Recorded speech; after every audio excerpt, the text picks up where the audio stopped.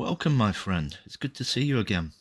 Please take a drink, take a seat, and listen to the tale of the Longwitton Dragon.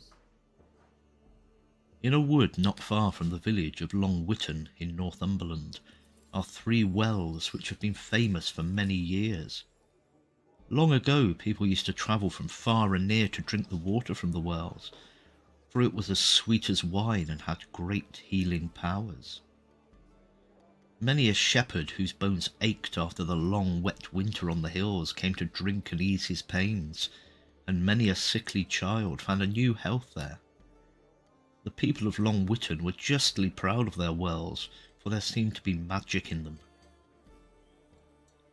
One day, however, a ploughman going to quench his thirst was alarmed to find a huge dragon there.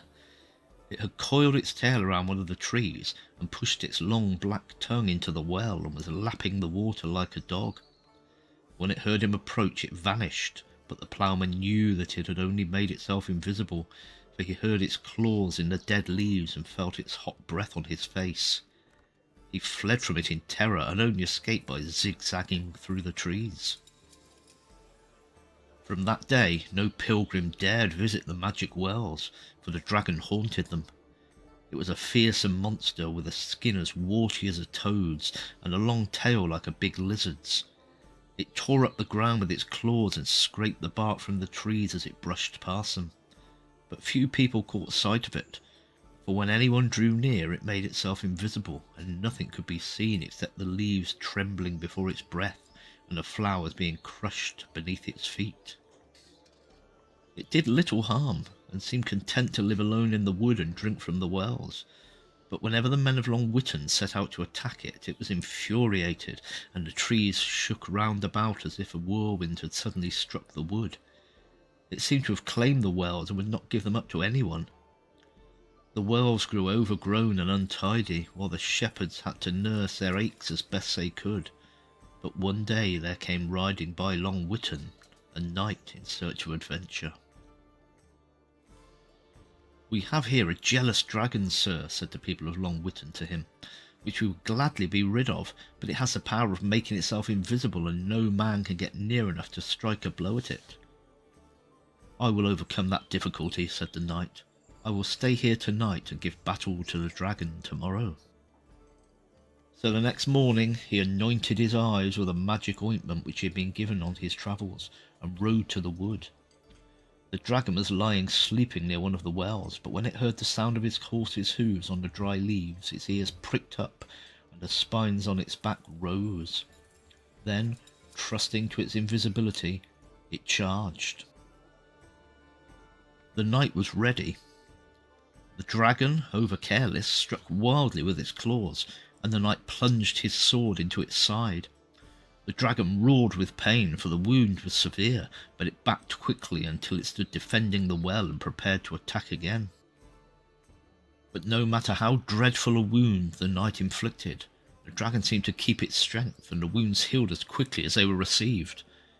For hours they fought, the dragon with its clumsy movements being no match for the nimbler man, but at last the knight, worn out and arm-weary, rode away.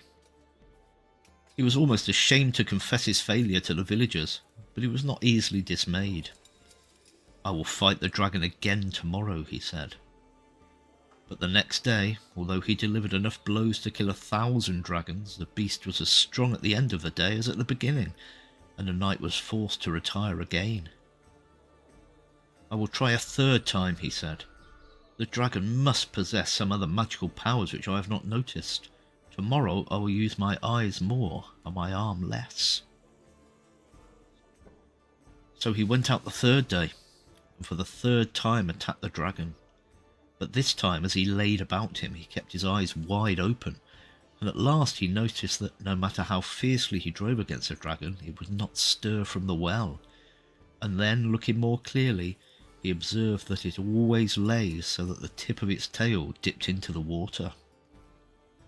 "Ah, that is the secret," he said, and he dismounted from his horse and led it a little way into the wood. Then he approached the dragon on foot and pierced it lightly here and there, till, enraged, it roared wildly and leapt at him. Then he retreated, fighting faintly and deluding the monster into thinking he was exhausted and beaten. Step by step he fell back until he had lured it from the well. Then, suddenly leaping onto his horse, he rode around the dragon and placed himself between it and the well. The dragon, perceiving how it had been tricked, roared like a mad bull and fought desperately to get back to the well. But this knight, knowing now that he had mastered it, dealt it blow on blow, and this time every wound weakened it more and more. The blood dripped from its side and burned the grass beneath it. It grew feebler and feebler, until it fell heavily and lay still. The next day, the people of Longwitton buried it. Then they tidied the wells and sent out news that the monster was dead, and there was rejoicing that night in every cottage for 20 miles around. And so ends the tale of the Dragon of Longwitton. I hope you enjoyed it, and if you did, please subscribe, like, and maybe leave a comment down below. It was a pleasure to sit with you, my friend, and I look forward to seeing you again very soon.